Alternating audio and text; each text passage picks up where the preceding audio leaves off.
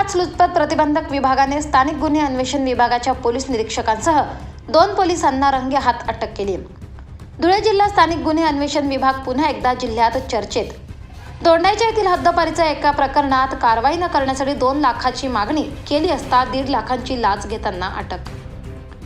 धुळे जिल्हा पोलीस दलात प्रचंड खळबळ वाजवणारी कारवाई लाचलुचपत प्रतिबंधक शाखेचे पोलीस उपाधीक्षक अभिषेक पाटील यांनी केली आहे। जिल्ह्यात नावाजलेले स्थानिक गुन्हे शाखा तथा LCBचे पोलीस निरीक्षक दत्तात्रय शिंदे यांच्यातर्फे 1.5 लाख रुपयांची लाच स्वीकारताना हवालदार नितीन मोहने व हवालदार अशोक पाटील यांना ACBने 1 एप्रिलला रंगे हात पकडले।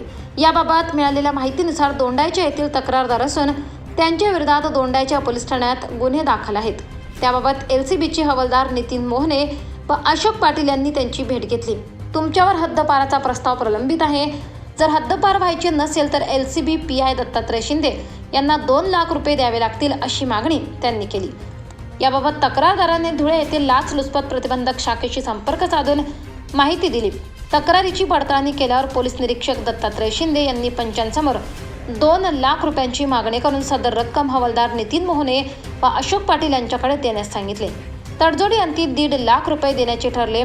1 एप्रिलला दोंडाईच्या धुळे रस्त्यालगत असलेल्या जैन मंदिरासमोर मोकळ्या जागेत 1.5 लाख रुपये स्वीकारताना हवालदार मोहने यांना रंगे हात पकडण्यात आले। लाचलुचपत प्रतिबंधक विभागाचे पोलीस उपअधीक्षक अभिषेक पाटील यांच्या मार्गदर्शनाखाली पोलीस निरीक्षक रुपाली खांडवी, हेमंत बेंडाळे, पथकातील राजन कदम, मुकेश अहिरे, संतोष पावरा, रामदास बारेला, प्रवीण मोरे, प्रशांत बागुल, प्रवीण पाटील, सुधीर मोरे, जगदीश बडगुजर यांनी ही कारवाई केली आहे। Special report Pankaj Ahire, 24 live Maharashtra news, Dhule, Nandurbar.